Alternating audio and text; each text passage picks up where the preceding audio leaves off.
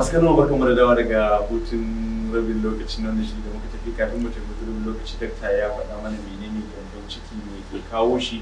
Subhanallah, ashe ba ma dalili ne yake kawo ba, dalili ne da yawa take dakta ya mana fashin baki akan su, sai kuma hanyoyin da za a ga a kare kai. Yanzu za mu koma batun magani ga wa'anda ta riga ta kama, wa'anda kuma ta kama ba sai su kiyaye wa'annan abubuwa da likita ya faɗa.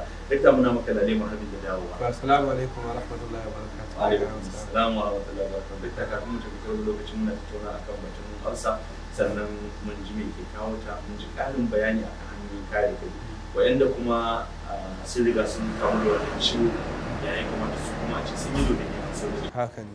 To alhamdulillahi rabbil alamin wa salatu wa salamu ala ashrafil mursalin sayyidina Muhammadin wa ala alihi wa sahbihi ajma'in. Amma ba'd, Allah ya ƙara mana lafiya. To wanda suka zama olsan ya riga ta kama su, kamar yadda muka faɗa, ya kamata akwai matakai da na yi lissafi duka. Bayan an ɗauki matakan, to har ma muna maganan magani, shi ma irin ƙwayoyi shi ma yana ƙara kawo su. So tsawaita kwanciya ma duk yana ƙara kawo su.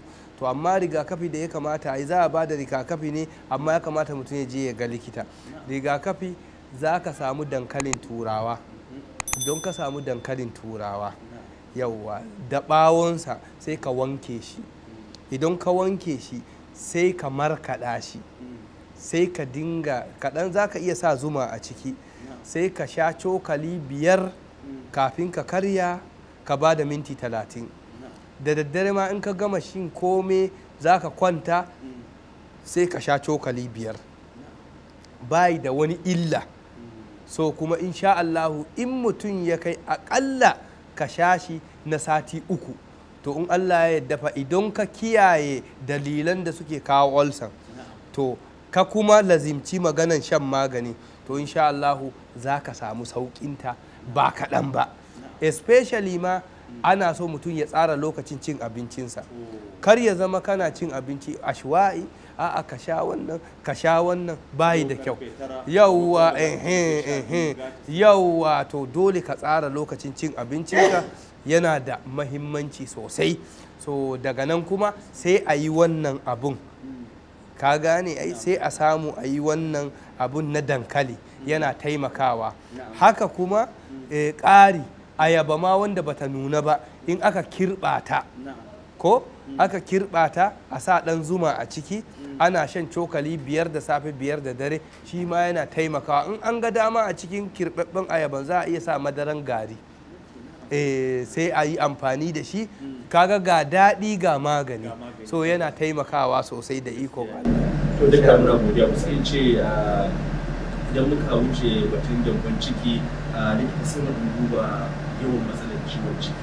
Wani lokaci musamman ma na mata, duk da su abun biyu ne, da ka suna kuka ciwon ciki, ciwon mara, amma dai da ana ciwon mara a iya zuwa a mai shiri mai zaman kanshi, kuma za a iya haɗa shi da wasu cututtuka. Da shi kuma yawan ciwon ciki, mutum ya ce wani ciwon ciki, duk wa'annan already ya riga mun yi. Kamar yanzu maganan ciwon ciki, kaga mun yi maganan basir. Duk basir zai kawo su, yana kawo abubuwan da mutum yake ci ne. Shi ciki idan ka sa mishi abin da baya bukata, to dole ya yi reacting, sai ya nuna maka complaint cewa. Amma yadda Allah ya yi shi, daɗinsa shine da wani abu ya shiga wanda zai cutar da jikinka, to shi cikin ba zai bari, jikinka ba zai bari ya shiga cikin jininka ba. Shi ne sai ya sako ruwa, sai ruwa ya tsinka shi, sai ka ga mutum ya tsinke da gudawa. Wallahi wankewa ne, alheri ne, saboda abubuwa. Ko ka ga mutum ya yi amai, yana ta amai, za ka ga magos kai ta amai. Na sha yi nima in zubar da abubuwa da nake da yawa da nake wannan. So idan ka yi wannan, to in ka ci abincin, in za ka iya amai, in kuma baka yi amai ba, to za ka ga za a yi gudawa. Shi yasa in mutum yana gudawa bai kamata ya sha magani ba gaskiya, sai dai in abun ya kai intaha. In yayi intaha ne, to shine mutum sai ya sha magani. Amma in bai kai intaha ba, to bai kamata kwata-kwata dan adam ya yi amfani da wani magani ba gaskiya.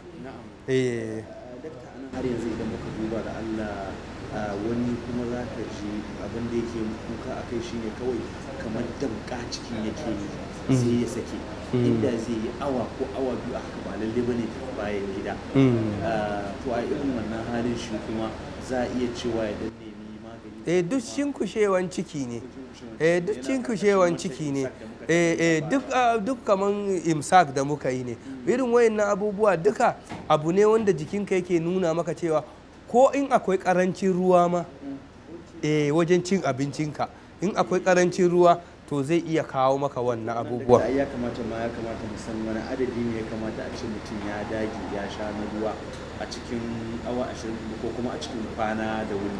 Ko so da yawa kana cewa jikin mutum yana faɗa mai bukata. A sosai. Kowa ba wai sai jikinka ya nuna maka kana da bukatar ruwa ba ka sha. Ruwa kan dole kawai ka sha. Sai dai ko ba ka jin kishin ruwa za ka sha ruwa. Abinci ne kawai ba a so ka ci sai ka ji yunwa.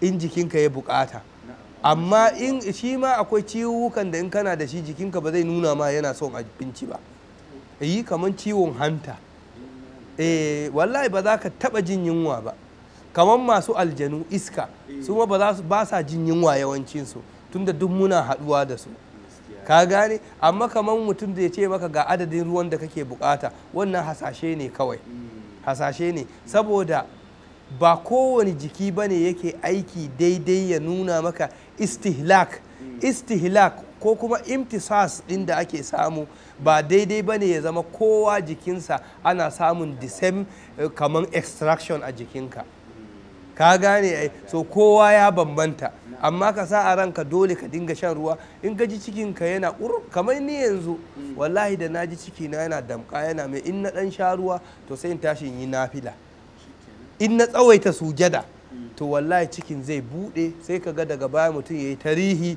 sai ka ga tumbin ya sauka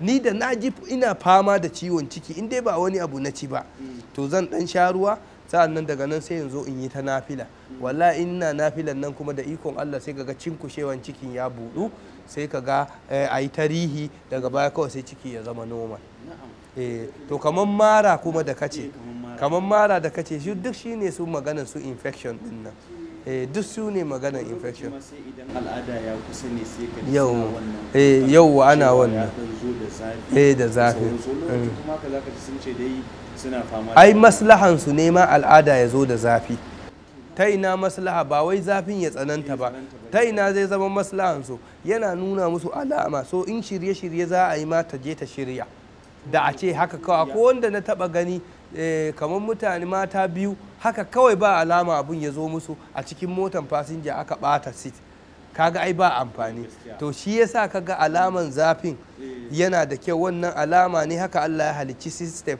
sensor ne yana nuna mata cewa to ki shirya fa ga abin da zai zo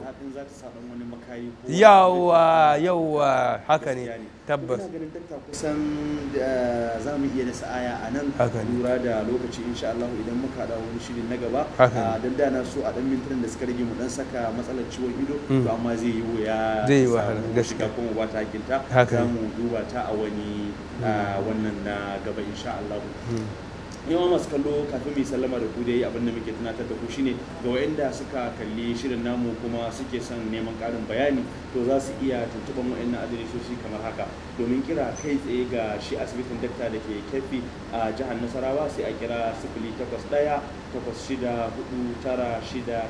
081-8649-6665 ko kuma turo da rubutaccen sako na WhatsApp a wannan lamba mai 00244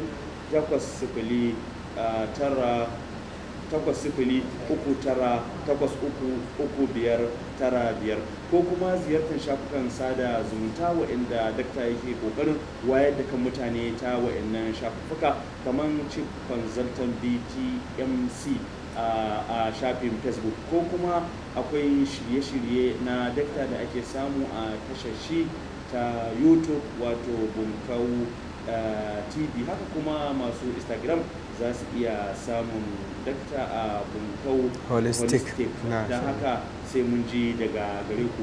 A madadin dukkanin abokan aiki da suka dafa ma shirin ya zo tun daga Mustapha Abdullahi da kuma Najib Ibrahim Gabari, Mustapha Abdullahi Guru ya haƙuri ban faɗi sunan gari ko da malam Najib dan Gabari da kuma Uthman Muhammad Alhassan sai Ahmad Ishaq da suke bada gudunmawa ta bayan fage, sai kuma shi bakon namu Dr. Adamu Ahmad BUNKAU. A madadin su duka ni mai gabatarwa Umar Hajji su ne ke cewa kasance lafiya, ku ci gaba da kasancewa da shirye-shiryen Africa TV3 sai wani mako in Allah ya kai mu za ku ji mu da ci gaban shirin. Wassalamu alaikum wa rahmatullahi wa barakatuh.